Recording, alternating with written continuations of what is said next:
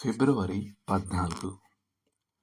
ప్రభువా, ఈ సమయమందు వారి బెదిరింపులు చూచి నీ దాసులు బహుధైర్యముగా నీ వాక్యమును బోధించినట్లు అనుగ్రహించుము. అపోస్తలుల కార్యములు 4:29.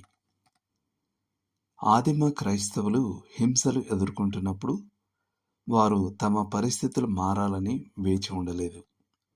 బదులుగా వారు అదే కఠినమైన పరిస్థితుల్లో దేవుణ్ణి మహిమపరిచారు. చాలాసార్లు మనం వారిని పోలి నడవలేకపోతున్నాం. మనం మరింత అనుకూలమైన పరిస్థితుల వరకు పనిని వాయిదా వేస్తాం. మనం అడ్డంకులను మెట్లుగా కాకుండా అడ్డంకులుగానే చూస్తాం. మన పరిస్థితులు సరిగా లేవు అనే కారణంతో మనం వెనకడుగు వేస్తాం. ఒక విద్యార్థి చదువు పూర్తయ్యే వరకు దేవుని సేవలో పాల్గొనడం లేదు. తర్వాత అతను ప్రేమ మరియు పెళ్లితో బిజీగా ఉంటాడు. ఆ తర్వాత ఉద్యోగం మరియు కుటుంబ జీవితం యొక్క ఒత్తిళ్లు అతన్ని సేవలోనికి రానివ్వకుండా ఆపుతాయి. అతను రిటైర్మెంట్ కోసం వేచి ఉండాలని నిర్ణయించుకుంటాడు.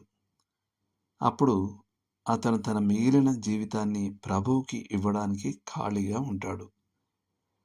అతను రిటైర్ అయ్యే సమయానికి అతని శక్తి మరియు దృష్టి పోయి విశ్రాంత జీవనానికి లొంగిపోతాడు. లేదా కొన్నిసార్లు మనం మనకు నచ్చని వ్యక్తులతో పనిచేయవలసి వస్తుంది. బహుశా ఈ వ్యక్తులు స్థానిక సంఘంలో నాయకత్వ స్థానాలలో ఉండవచ్చు. వారు నమ్మకంగా మరియు కష్టపడి పనిచేసినప్పటికీ మనం వారిని అభ్యంతరకరంగా భావిస్తాం. మరి అప్పుడు మనం ఏం చేస్తామంటే వారి చావు కోసం వేచి ఉంటూ పక్కన దూరంగా ఉండి మూతి ముడుచుకుంటాం. కానీ అది అలా పనిచేయదు. అలాంటి వ్యక్తులు ఆశ్చర్యకరమైన దీర్ఘాయువు కలిగి ఉంటారు. తన జీవితాన్ని సార్థకం చేసుకోవడానికి యోసేపు చెరలో నుండి బయటకు రావాలి అని వేచి ఉండలేదు.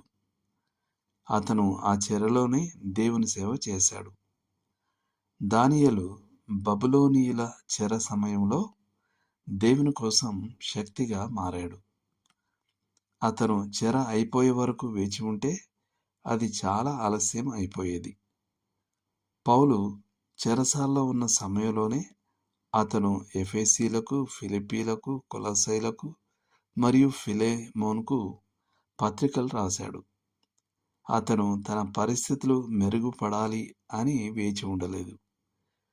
అందరికీ తెలిసిన విషయం ఏమిటంటే ఈ జీవితంలో పరిస్థితులు ఎప్పుడూ ఒకేలా ఉండవు. మరియు క్రైస్తవులకి అవి మెరుగుపడతాయని ఎలాంటి హామీ లేదు. కాబట్టి సేవలో, రక్షణలో కూడా ఇదే అనుకూలమైన సమయం. లూథర్ ఇలా అన్నాడు: తన పనికి సందర్భం పూర్తిగా అనుకూలంగా కనిపించే వరకు వేచి ఉండాలని కోరుకునేవాడు దానిని ఎప్పటికీ కనుగొనలేడు. మరియు సొలొమోను ఇలా హెచ్చరించాడు: గాలిని గుర్తుపట్టువాడు విత్తడు, మేఘములను కనిపెట్టువాడు కోయడు. ప్రసంగి 11:4. దేవుడు మిమ్మల్ని దీవించును గాక. ఆమేన్.